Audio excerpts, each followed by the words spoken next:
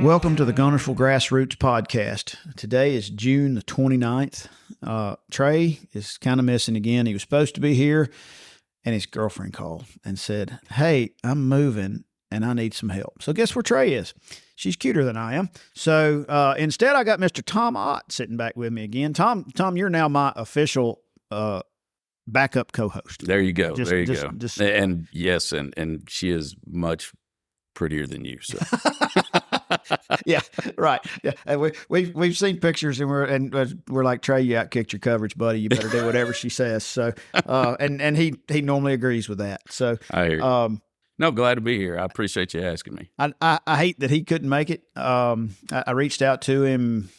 It takes a few days to get a hold of Trey. He's one of them damn kids that just doesn't answer the phone. Text as guy said, it's got a one-way device there.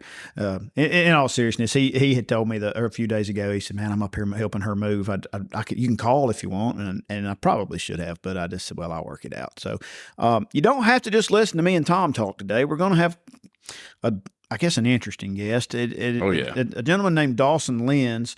Dawson, who you may or may not know of, Dawson won the Big Bass Splash here a few weeks ago, which is really cool in itself. But why I'm really bringing him on is Dawson is a bit of a big glide bait, swim bait aficionado. Oh yeah, I can't wait to talk. He's a friend of a friend. Brad Weiss. He was fishing with Brad Weiss, who I actually brought up when I was talking to Mikey Balls back on here on our last one. Him and Brad are friends as well, and he's like, Brad's a hammer. And you know Brad. I mean, Brad's a big stick. Yeah, yeah. And so Dawson is one of his buddies, and is just a big bait, big glide bait guy, and that's interesting to me. So y'all get to hear me talk about it, or ask people that know more than me about it.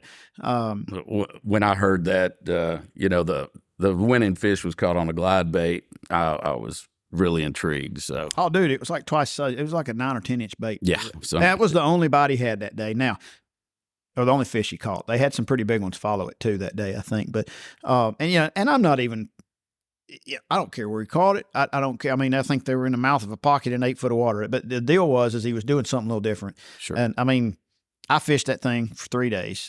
You fished. Yes. This is a sad story. We caught 100 fish in 3 days and couldn't catch anything over 4 pounds. You come out there and goof off for 6 hours and catch a couple of 5-pounders. So, yeah. In the same spots. That was the crazy thing. It's just the way it works. I had a great weekend. The Sunday I could have done without because the old gale force winds kicked up about 9 o'clock that morning. That was an ugly day for sure. But man, the fish were biting. It was fun. I went on vacation after that, so I'm a week late doing this podcast. Technically my official 2 weeks, which I've done a terrible job of this year anyway, would have been last week, I think, and I was on a little vacation trip and some Camp War Eagle stuff for the daughter. Congratulations, by the way. I guess we'll see. I start looking at the bills, and you go, listen, I don't need to be podcasting. I need to be working. Been there, done that. So today, like I said, we've got Tom with us. Instead of having a young, funny guy, we've got me and Tom. We got the old guys in here today. The old slow guys, I guess. The old slow guys. Tom, have you hadn't been out in a couple of weeks either, had you? No, actually, I didn't. I wasn't able to get out this past weekend, but the weekend before we went out, we had a really. I think we fished a little tournament. Butler and I did. We caught 53 that day. Was that after the splash? Oh yeah, you did. That's right. Yeah. That's right. That was the. I just went blank. I should have looked at that. It was a Ram, the section football. That's right, section football tournament, which it took 23, I believe. Yeah. I think. There was some nice weights brought in. We had just under 16, something like that. We just couldn't get the big bites, but man, it was a lot of fun. Stay in the grass. Yes. Yeah. You got Butler to stay in the grass. I know.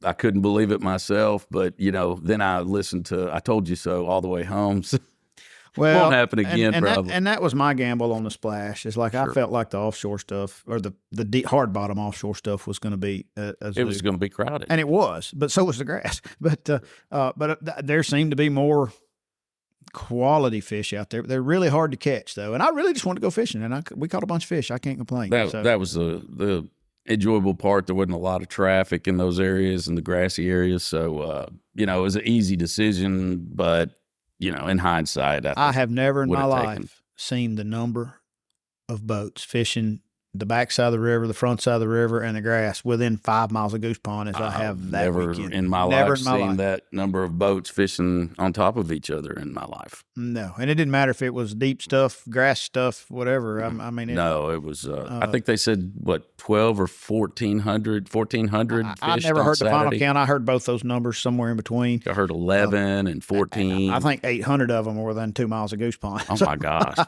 It was a lot of fish there. Yeah, a lot of fish caught there. A lot of fish caught there. I mean, I barely lost sight of the place myself, but I never went to Goose Pond to weigh a fish either. So, I probably could have run some 3s and maybe even some 4.0s in, but it's just hard for me to drive over there for that. If I'm not mistaken, that the section football tournament, the winning weight came right there in the Miracle Mile. So, there's a lot of good fish in that area. Yeah, just where you sit down. Exactly. And at the right time. It's like you and I were rotating through some of the same stuff that day, and you caught 5-pounders, and I caught 22-pounders. We fished early in the wind, and it seemed like the bite was a little bit better in the wind. Oh yeah, well, not on Sunday when there was a lot of it. Well, no, I let y'all have the Sunday. Yeah. But a good day to throw a swim bait. It was, yeah.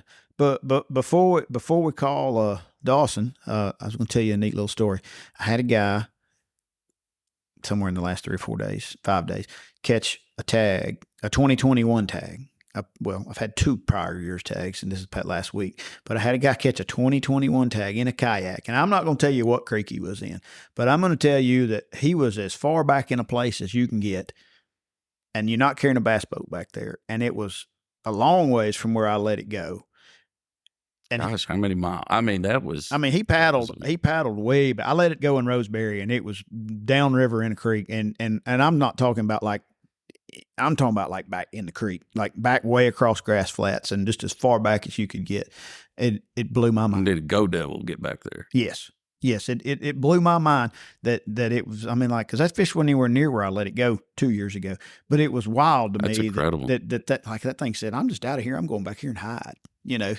It was had that fish been caught anywhere near that area, or I have no idea. Yeah, I don't know. I tagged it in Roseberry in 2021. At a tournament. It was caught in the back of a whole nother creek down the river, like in the. That's crazy. It's crazy. Well, the way those fish have traveled, I think that's you should put a book together. I think that's pretty cool. The other prior year tag the guy caught was straight across from Roseberry on the back side of the river, and it came from the state park same year. So I mean, they opposite directions. So people probably don't care, but it's neat to me. It's interesting to see how those fish move, and where's it been for the last 2 years? Apparently, it's been in the back of that creek hiding. Or maybe he was swimming back there. It took that long. Well, we don't know how long Nemo takes to make his voyage, do we? No, not at all. Not at all. So I'm gonna see if we can get Dawson on here, and maybe he'll give us a little info on how, when, and where to fish these glide baits. That's really what I want to know. Yeah, absolutely. I want to know Conditions. a little bit more about, what are you looking for? What do you throw it on? Do you have to buy one that costs $300? And I don't think you do. But anyway, we'll see if we can get a hold of him. Well, we've got Dawson Lenz on here. Did I say your last name right?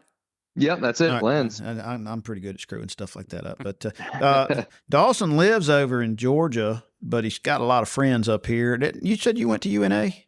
Yeah, man. I went to UNA. I went to high school, obviously, in Georgia, but ended up at UNA and was the president of the fishing team up there for 3 years. So, yeah, I'm pretty familiar with it. A bunch of the Tennessee River and lakes up there. So for those that don't keep up with it or don't know, Dawson won the Big Bass Splash here, I guess 2 or 3 weeks ago, whenever it was, 2 weeks ago. And the biggest reason that and of course I knew you through Brad Rice, a mutual friend of ours, and the biggest reason that I wanted to call you is how you caught it. Like, you caught it on a glide bait, and those are a big glide bait. and let's mention this fish was what, 8.24.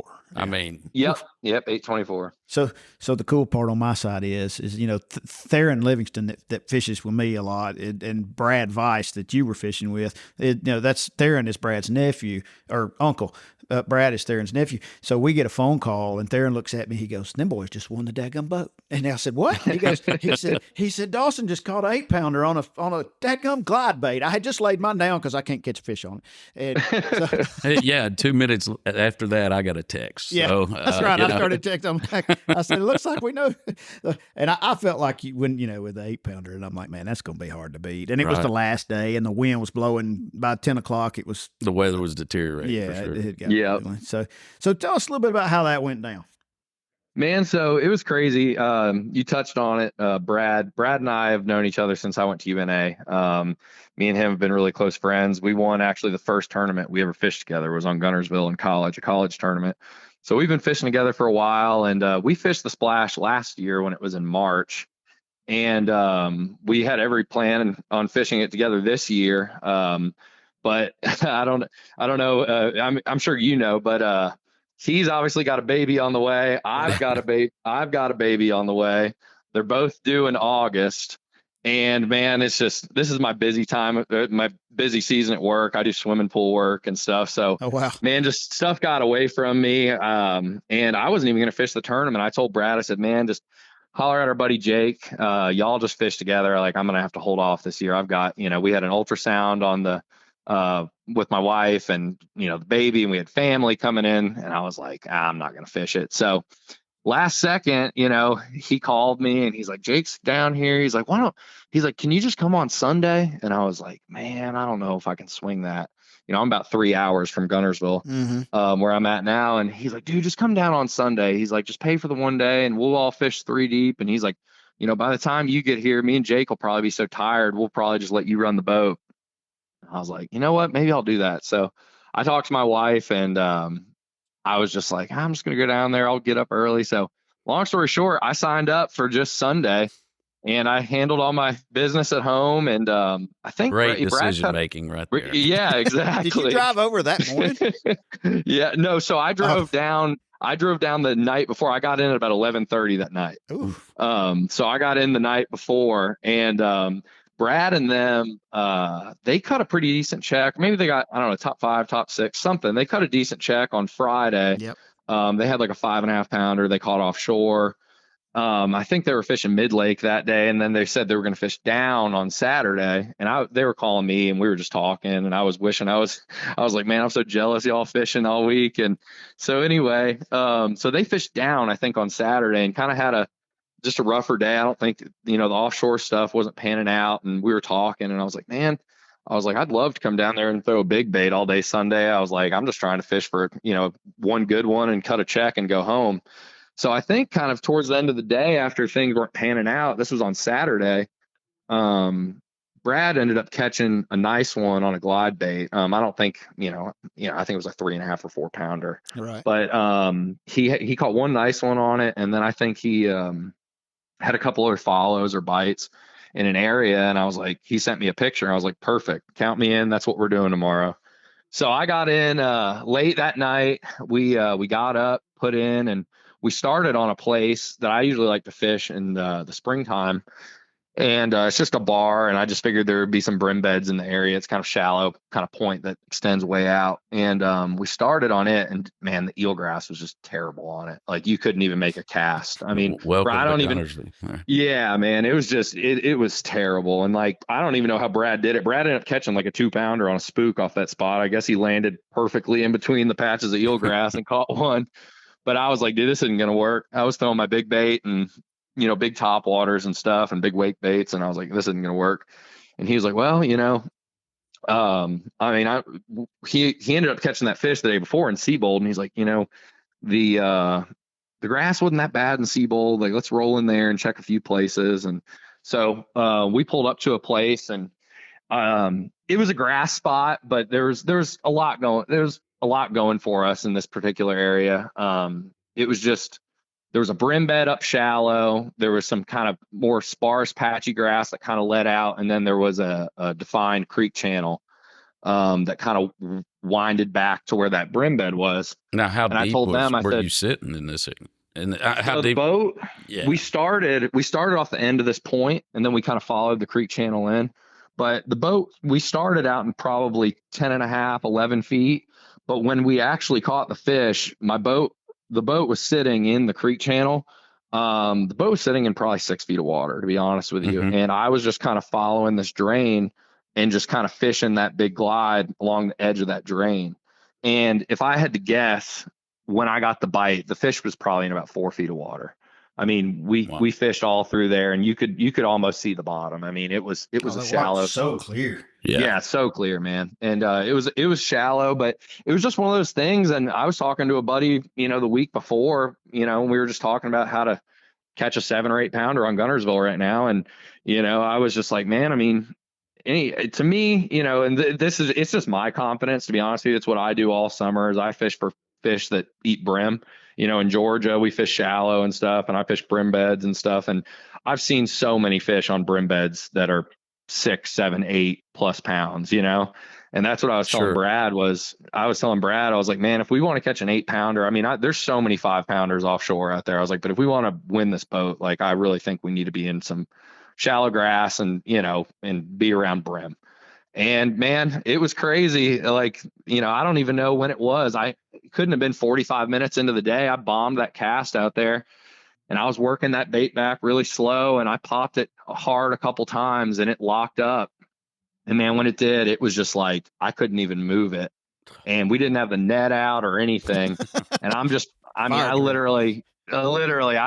started grinding as hard as I could on it. And the fish's head came up, and I'll be completely honest, Pat, if the fish would have come off, I would have promised all y'all it was a double digit. I mean, the way the fish was built, it just had such a big head. I saw the pictures, and it was long and skinny. Yeah. It wasn't very filled out, but man, it had such a big head on it. And that's a lot of times that's how those brim fish are, man. Like, they're not your typical Tennessee River footballs that are sitting out there just gorging up. They're kind of nasty, long looking fish. Yeah. Exactly. But they're big, they're big. And, so anyway, this thing's head comes up, and I could just tell that it had one hook in its bottom jaw. And I was like, dude, I got to just put the screws to it. And I just turned the handle. And Brad was like, man, you're standing on the locker. I got to get my net out. So I'm like, I'm not even looking down. I have to move to the front of the boat. And I knew just the way the fish was hooked. I've caught a lot of big bait fish, and I just know that if you have to make a turn with that bait at the boat, 99% of the time you're losing that fish.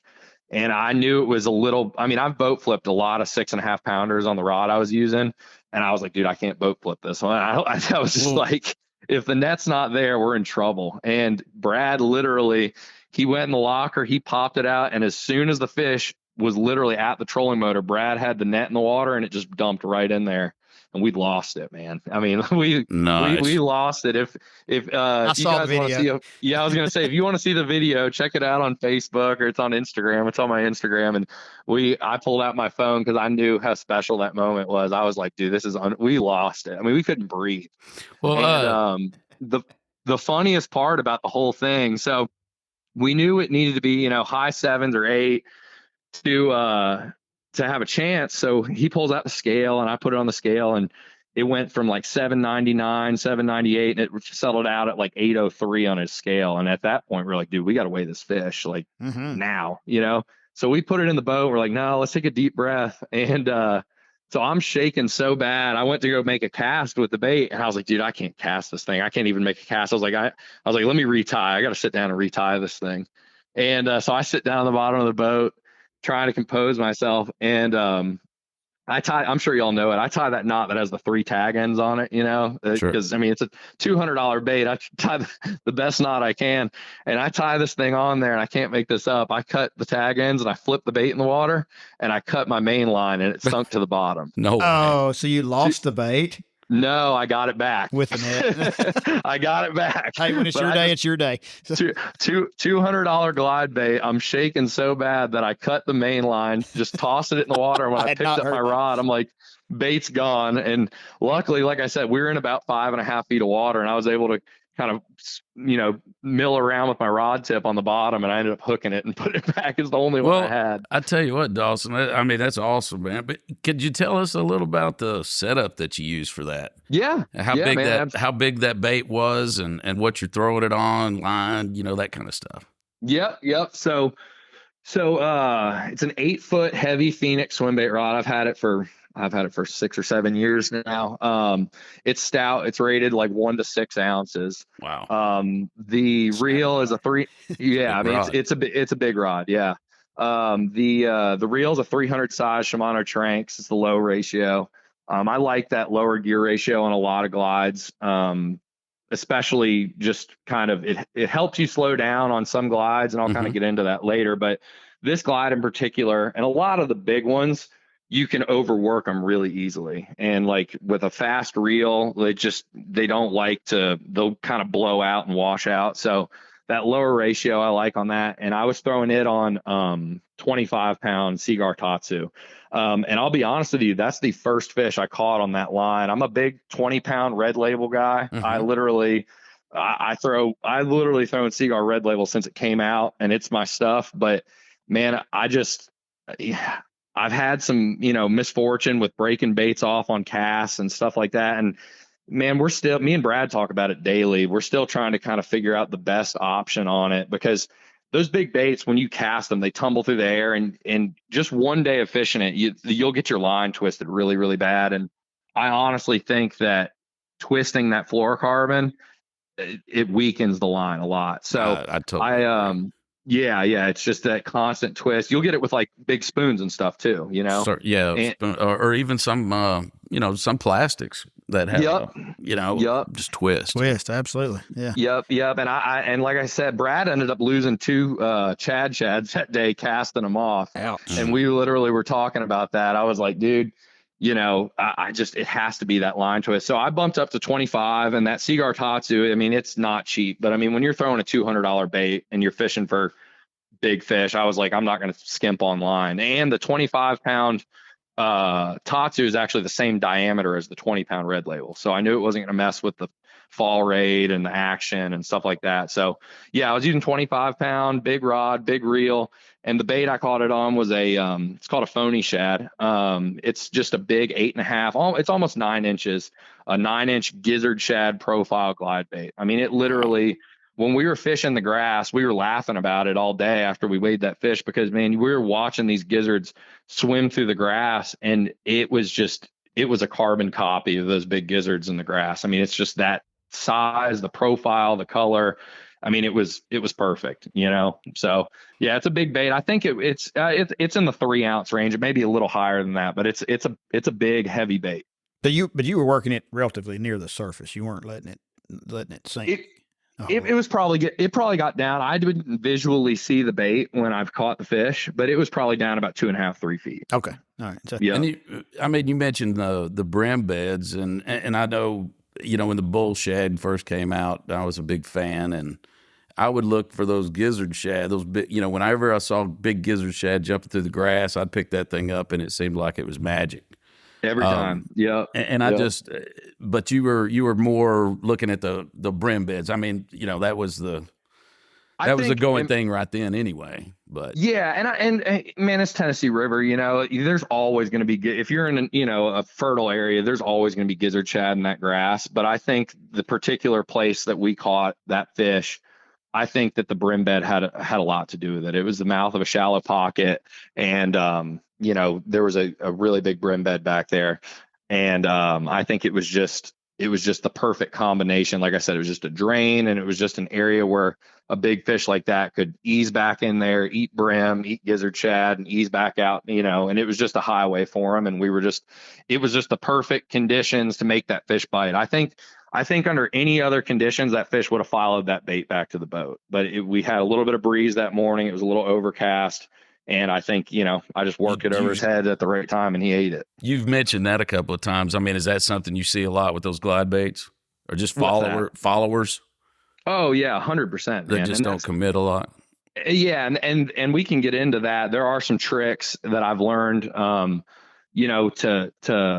help kind of reduce the amount of followers, but conditions are 99% of it. That's why, like in tournaments, especially, obviously a 5-fish tournament, I won't even pick the bait up unless the conditions are perfect for it. You need the wind, ideal conditions are sun and wind is what you want, because it's such a visual thing. You want them to be able to see the bait, but then the wind breaks up the profile of it, and, then they can't get a good look at it.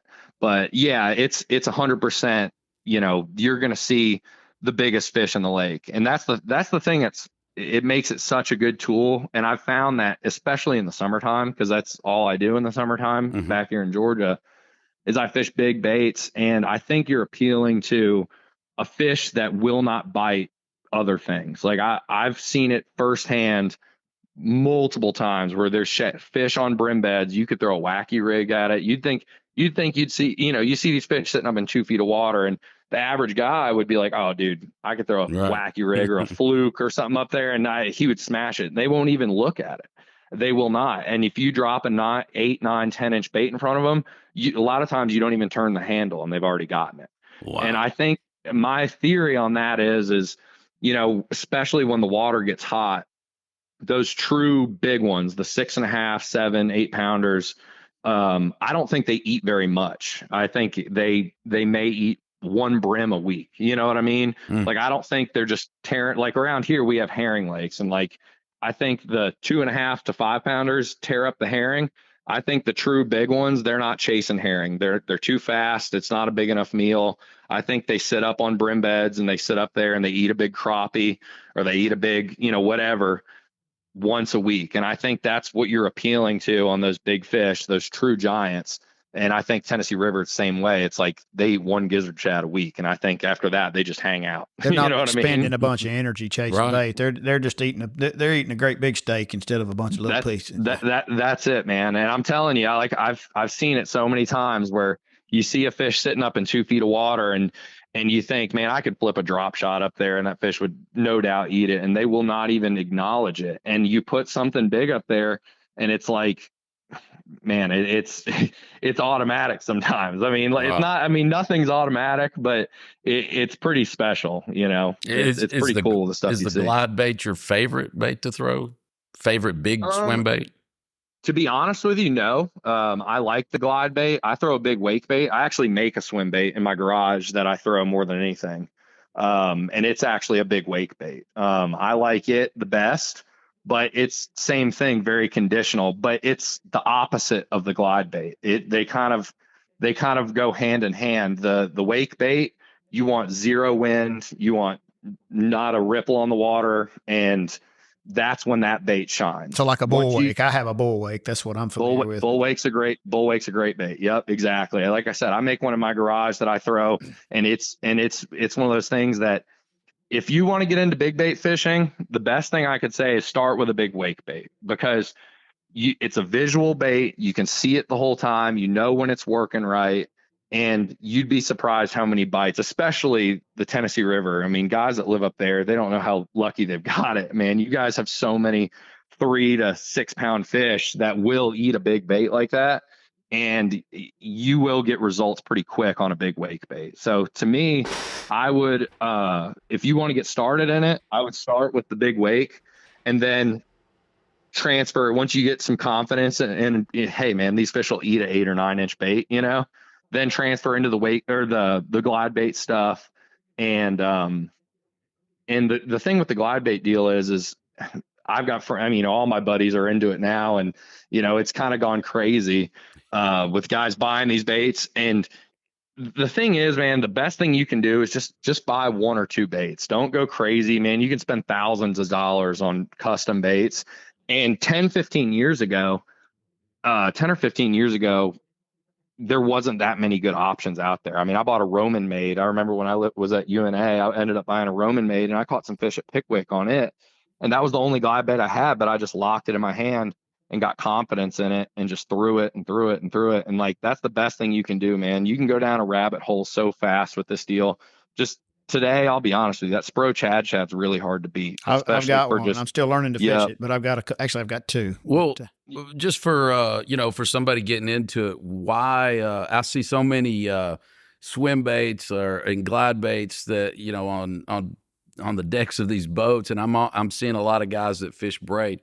Why wouldn't you want to fish braid? I do fish braid. You do fish braid? You do? Yeah. Okay. The wake bait is straight 65 or 80 pound braid. And that is 100%. For the wake. Just like the properties of the fluorocarbon on the, on the glide bait?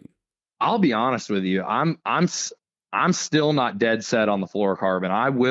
I am going to dabble in the braid because of what we talked about earlier. Like the line twist is such an issue that I'm fighting. And unless I go to a swivel on the front of the bait, which, I'm not that crazy about, the braid may be the deal. And I would tie a leader to it, just for my confidence, tie a 25 or 30 pound leader to it. Sure.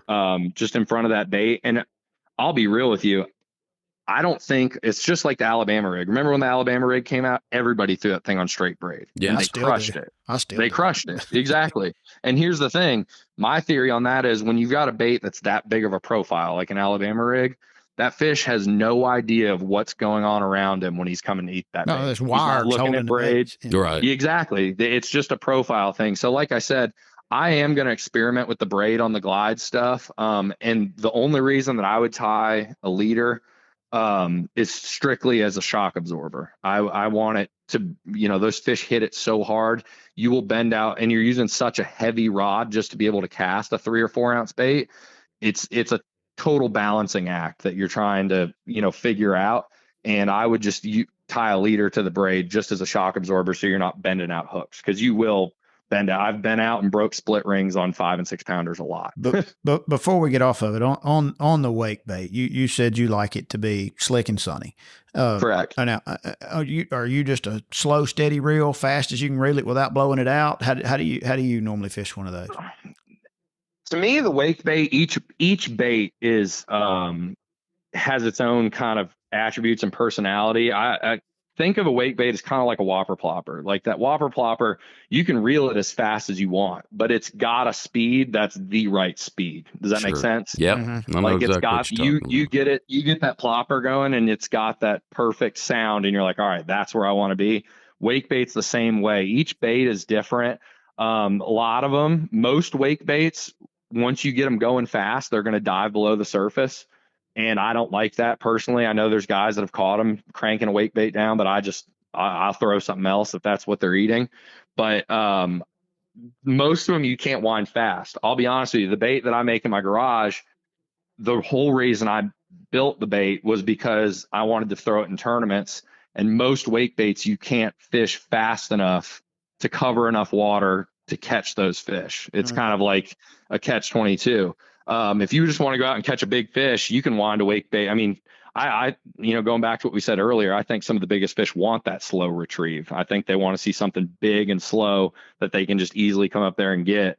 But to answer your question, every bait is different, but I would just say a slow to moderate retrieve is best on that wake bait. You don't want it getting below the surface, but you want it to be kind of getting along to where you're not spending, 60 seconds on every cast, because a lot of them you can crank as slow as you want. You know what I mean? And I'm probably going wrong with that, but like the bull wake, a lot of times I fish it like a big -1. Yeah, Yep. you go to cranking that thing, Right. and it runs a foot or so under the surface. And I have caught fish doing that, but to keep it up and really just kind of tickling the surface, it's pretty slow, and that's hard on a 7-to-1 reel, which is probably what I have it on, or 6. I might have it on a 6. I probably need to put it on a 5 or something. But exactly, that's the one thing, like I said, that I'm not crazy about on a lot of wake baits is that you just cannot cover water enough with them, and it just makes it hard in tournaments, especially when you're running 50, 60 specific brim beds in a day.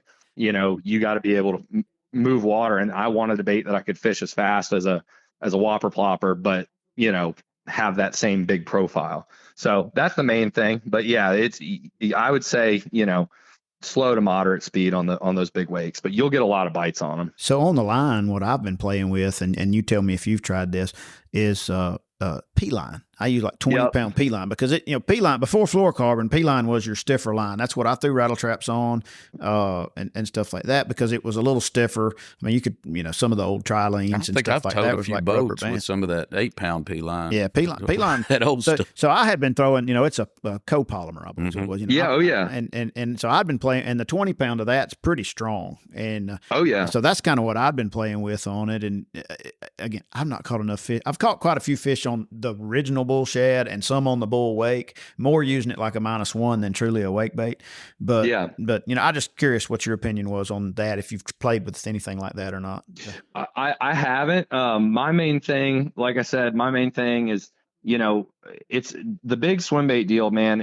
It's such a balancing act, because you're throwing treble hooks, and you don't want to, tear a big hole in their mouth and whatnot. But at the same time, these baits are so heavy that I have found, and it's happened to me on glide baits before, man. Like a true big one, it doesn't matter how heavy your rod is or how hard you pull on them.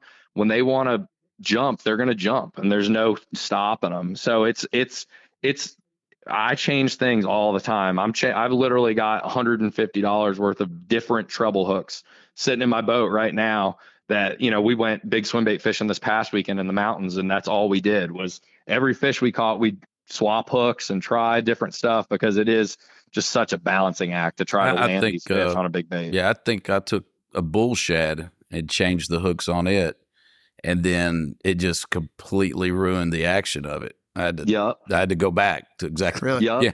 Yeah. Completely ruin the action. Yeah, so I've done that before. Yeah, some of these hooks are so heavy wire that it'll totally change the action of a bait. And same thing with a glide bait. You put it on, heavy wire, light wire hooks, and you'll change a bait from being a slow sinking bait to a fast sinking bait in a heartbeat. So that's a whole nother thing. So as far as throwing braid, anybody that's listening that hadn't done this yet, if you've thrown braid with an Alabama rig, you've probably made a mistake and snapped your line in midair. You can do that with a $60 glide bait too. I have a bull shad somewhere. One of the original bull shads that when I first got it, I put it on braid. I'm like, this is a $60 bait. I'm gonna put it on braid. Pow! There it went. That's another. If you read the forums online, that's the main reason guys don't like braid, is for that exact reason. And I'm telling you, some of these big baits, they're heavier than your Alabama rig. I mean, you can easily backlash them, and if it locks up on braid, she's gone. She's gone. You just got to lob it and hope for the best. So you mentioned the Chad Shad. It's been getting a lot of attention. Number one, it's made by a big national company, and I've played with it. I played with it a little bit the other day when I was out. You can do a lot of things with that. Talk a little bit about what you do, how you would apply it. Just So going back to what we said earlier, when I first started throwing big baits, it was about 10 years ago, maybe 12. I can't remember, but really there wasn't much stuff on, that you could buy. I mean, right. And a lot of the California stuff was, and a lot of the stuff was just very high dollar. I mean, like I said, that Roman bait, I think I paid about $150 for it. And that was 10 years ago. And that's literally what I locked in my hand. And the thing with that bait is it's a wood bait. It's a custom wood bait from Japan. And you could not fish that bait very fast. I mean, you had to keep it kind of slow. If you tried to pull it hard or work it hard, it would roll over on its side and it would blow out. So the thing now is, man, there's so many good baits out there now. I mean, there's so many garage made baits, and Kevin, the guy who makes the original Chad Shad, he got with Spro, and, they made they got together and, they made, I mean, it's, in my opinion, it's, the best plastic bait, out there right now, if you're not buying a high dollar resin bait. And the thing with that bait is it's so well balanced. Like I was saying with that Roman bait, it was just not a very well balanced bait at speed. And you just pretty much think of that Chad Shad like it's just a big jerk bait. Anywhere you catch fish on a jerk bait, throw that Chad Shad and you're gonna catch those fish and some quite a bit bigger ones. Will you throw it it's just an oversight. Oh yeah, 100%. I mean, I don't have a ton of experience throwing them in the dead of winter. I know guys do, you have to be able to. I would think, it's just a lot of times you got to get those fish in that right water column, and I think a lot of times it's hard to in the dead of winter. But for the most part, yeah, you can throw them year round, 110%. Best time to throw a glide bait if you want to get confidence in it. The best months of the year to throw a glide bait, in my opinion, are October, November, and then March, April. Like those are the times if you want to get because the fish tend to be shallower, and in the fall, it's like October, November, they're just on bait. They're shallow right. And they're on feeding bait. Up, yeah, they're feeding up. So on the action of those things, you're talking about putting action in them. Almost all that's reel induced action, not rod tip, right? Like you coupled it to a jerk bait, but you're not over there jerking that 8-foot rod. Not at all. No. But there are some baits that I was talking to a buddy about it today on the phone. There are some baits that do not work well with the reel, and you have to, get some more action with the rod with it. But that Chad Shad in particular, no, that is a real bait. the best way to fish that bait is to point your rod tip directly at that bait. Don't put any bow in your rod. Like, don't put your rod off to the side like you're throwing a spinner bait or something. Put your rod directly in line with that bait, and it's all half turns of the reel handle. And going back to ratio on that bait in particular, the faster the better, in my opinion. You can really walk it like a spook almost underwater. Exactly. That thing will really cut. Yeah. Oh yeah, exactly. That's it'll cut back and forth. And this is one thing, and I was talking to Brad about, he after we caught that 8-pounder, we ended up having close to a 20-pound day. I mean, we caught some really nice fish. That was the only fish I caught all day, but they threw shads, Jake and Brad did, and they caught a lot of 2.5 to 3.5 pounders that day. I mean, I guess I just need to not put it down. If I decide to go fish it, I just need to fish it. I think that's well, you got to pick it up and throw it. Yeah. That's dude, I'm telling you, when it comes to that big bait stuff, the only thing, if you want to truly get confidence in it, lock your rod lockers. I mean, that's just that's the only way to do it. It's so easy.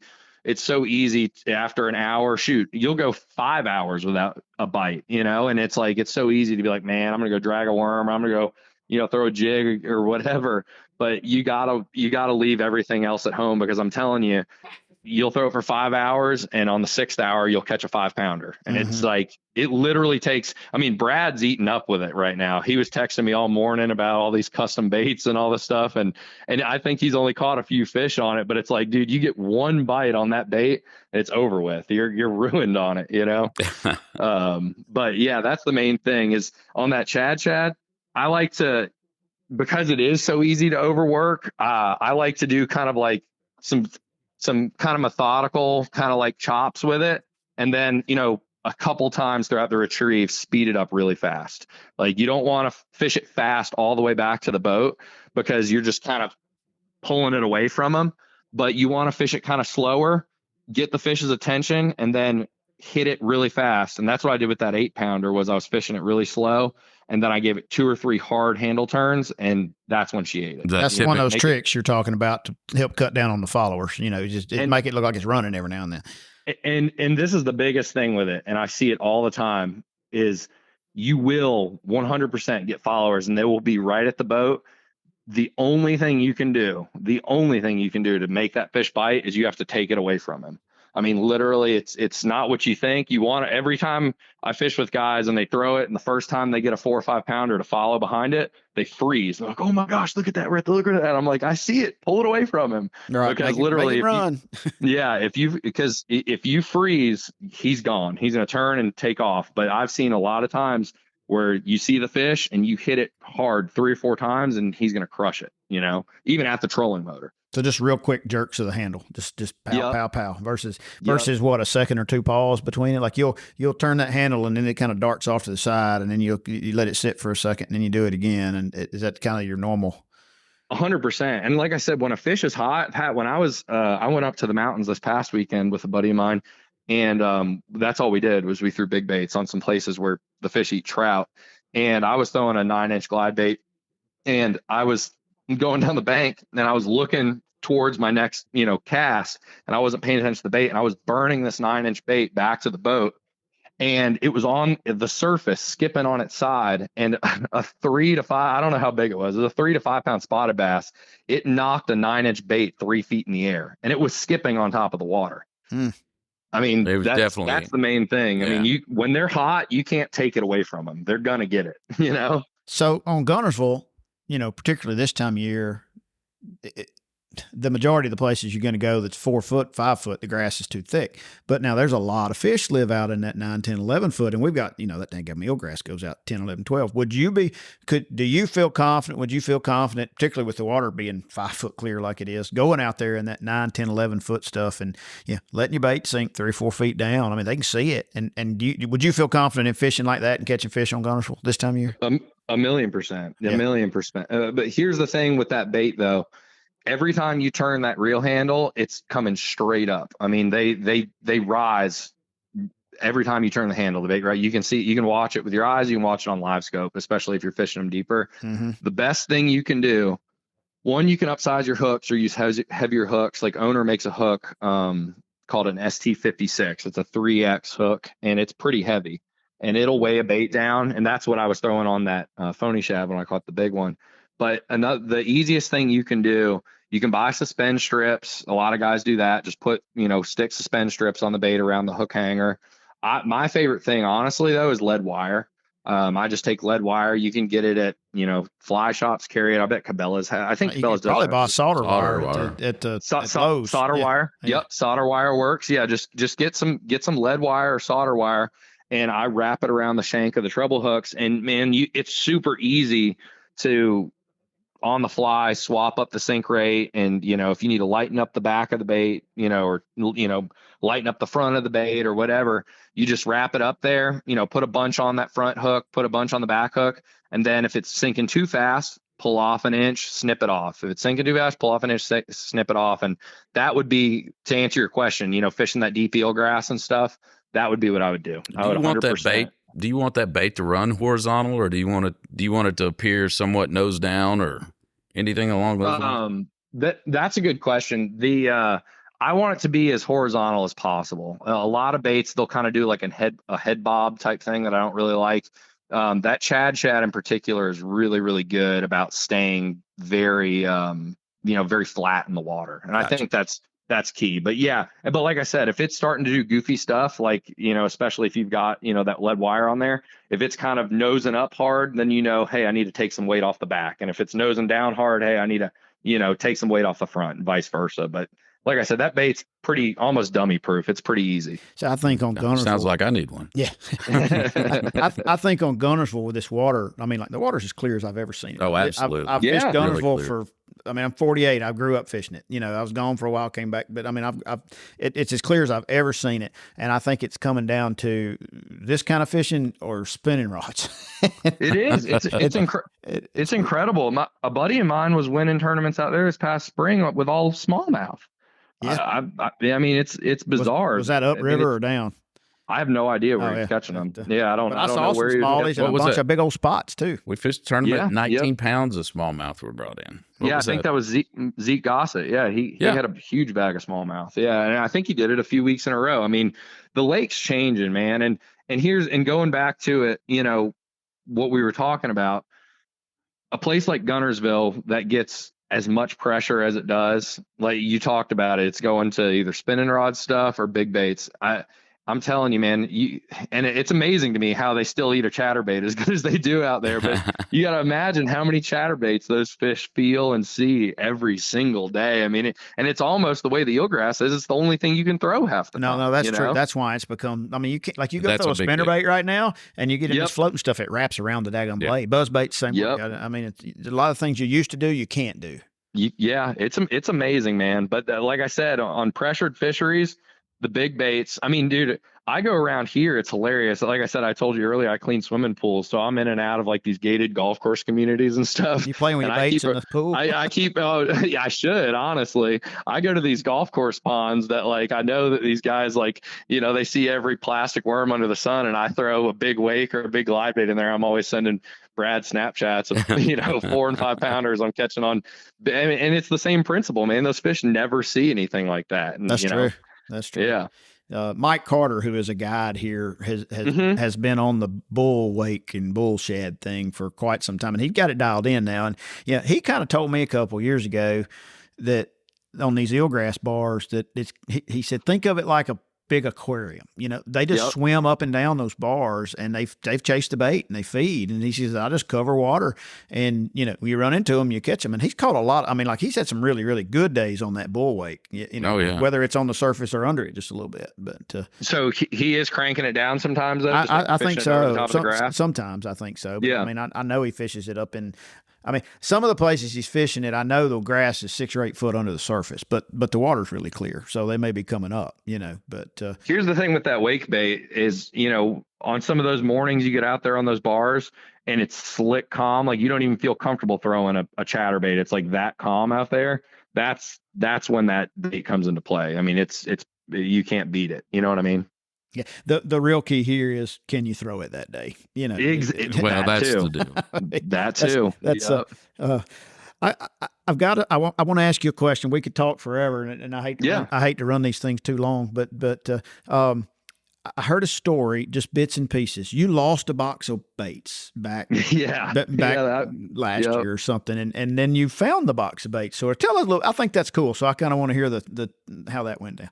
It is a cool story. It is a cool story, and I was even going to bring this up, and I totally forgot.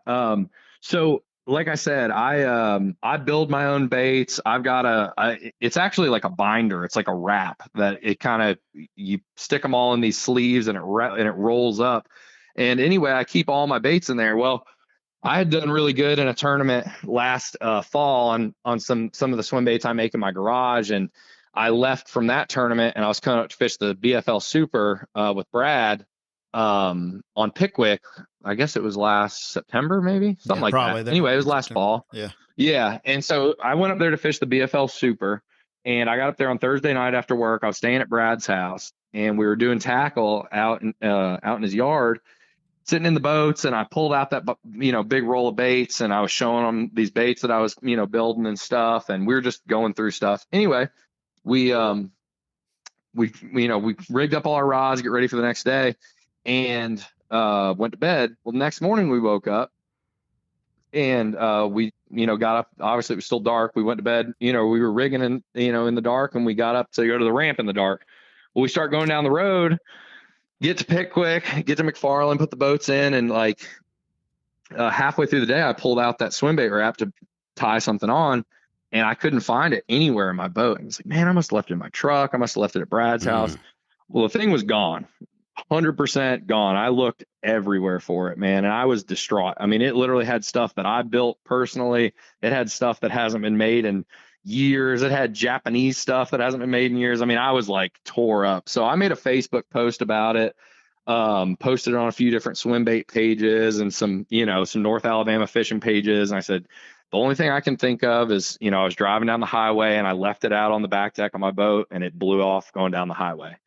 And so never heard anything of it. Nothing really happened. I was like, they're gone, whatever. It is what it is.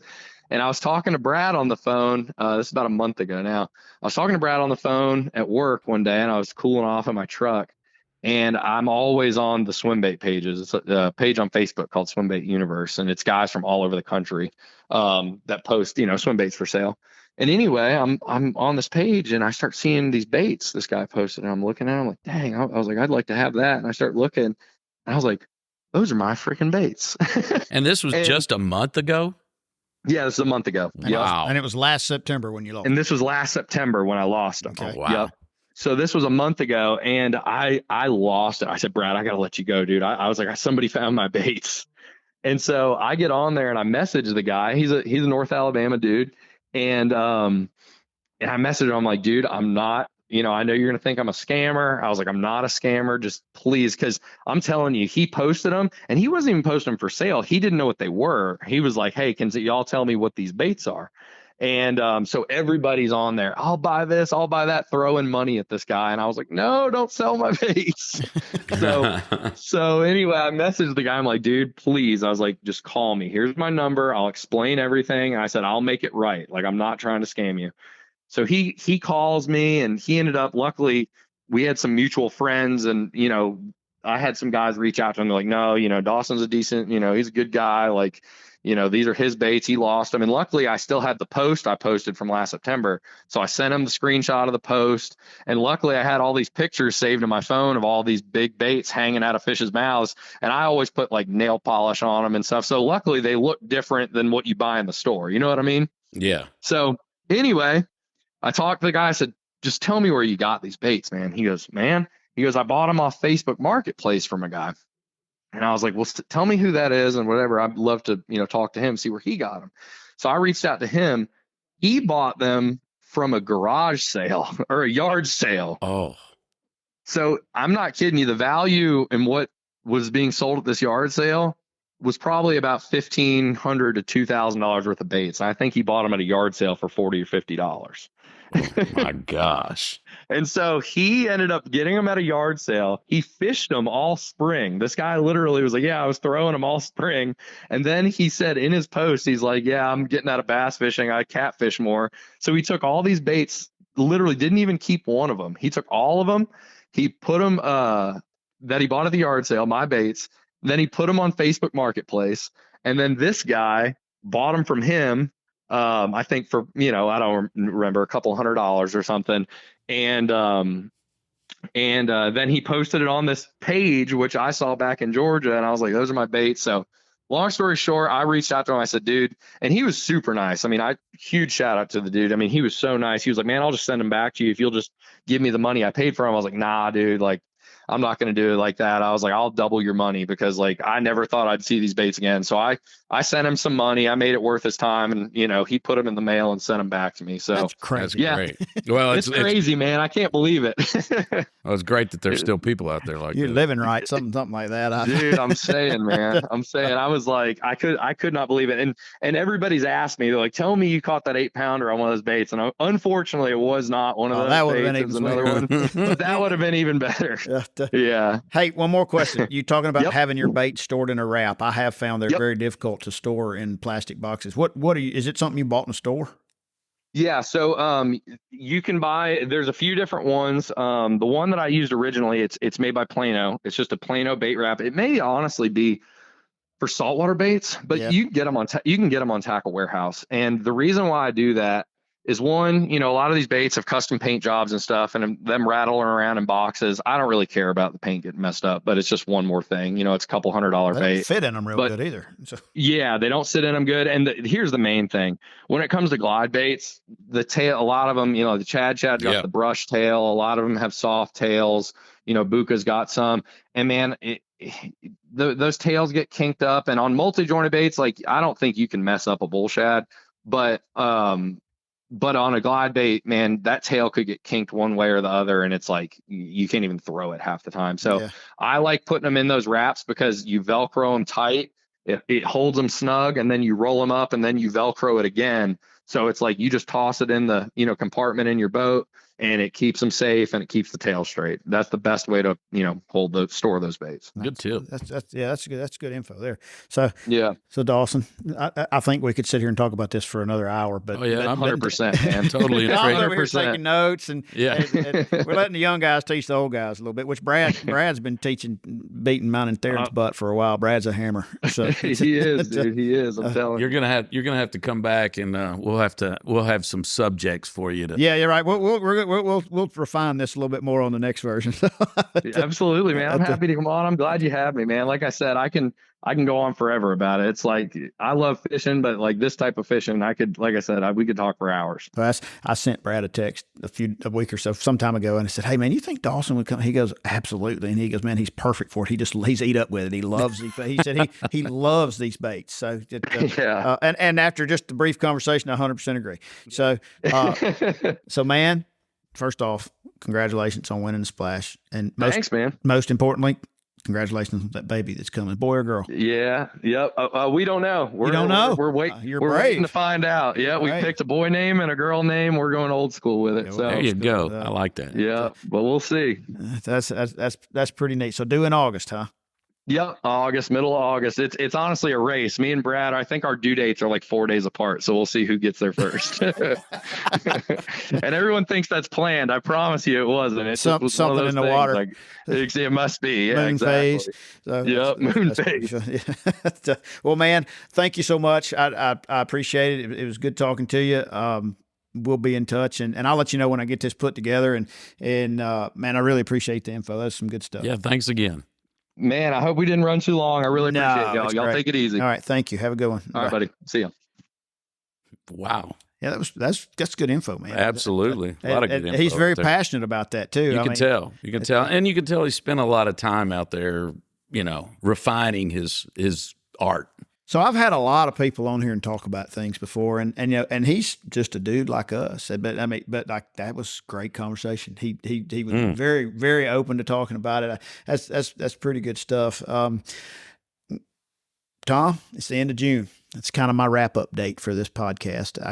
I can't say thank you enough to the people that listen, that take. I mean, everywhere you go, people are vying for people's time. Everywhere you turn on everything you got, and people may not listen long enough to hear this, but everywhere you go, you got somebody looking for your attention. And for the group of people that have messaged me, Trey, etc., that are interested in listening to a couple of rednecks talk about fishing. I'm kind of shocked by it. It's like at the end of the year last year, and I'm like, well, we may be back. I don't know. We'll see. It's got a big reach. And then I start getting messages from people, and I'm like, wow, man, it's kind of humbling because I'm just a dude, you know. I mean, I've been fishing this lake a long time, and it's kind of left me behind. It's changed a lot, which is why I brought in the young guns, you know. But I like to fish. Had the little reach with the Bass and Big G website. Who knew? So, as far as I know, we'll be back. You might throw a bonus episode in here or there if I can get Trey in. He's got something to talk about. It's almost he's always got something to talk about. Well, that's true. it's almost time for me to start. I got to get a kid moved to college here in about a month, and then my gears change towards critters. But you'll still be fishing. You yeah. If you can stay out of the back surgeries and things like that, right. Surgeries. So. Tournament-wise, it's almost July. Not a lot going on, but not much at all. But you got your weekend. You got your Wildcats. The Honeycomb runs for a while. You got your Tuesday nighters. Sunday afternoon at Browns Creek. The first Wednesday of each month, the guy that runs the Sunday nighter out of Browns has a Wednesday tournament, and then got somebody else that just started up one. I don't remember all the dates, but coming up this weekend. July 2nd, he's going to call it the Mink Creek Open. It's out of Mink Creek. It's a guy that was doing the Money Mondays back some time ago. But it's $150 a boat, 100% payback, 3 fish at least for this one, thankfully, because it's gotten hot. But that is going on. There's more information about that on the Bass and Big G website. Tom, thanks for coming. Hey, anytime, Pat. I really appreciate it. Thanks for including me. Glad to have a backup to my backup, and I needed to learn something about those. Yeah, that's what I told you when we started this, and I'm like, if nobody else wants to hear it, I do. So we're gonna have it recorded so we can go back and listen to it. So, thanks again. Thanks to everybody that listens. Tell your friends, share. It helps us. Until then, enjoy the floating grass because there is a bunch of it out there, and it's not going to get any better for a while. So y'all have a great one, and we'll see you soon.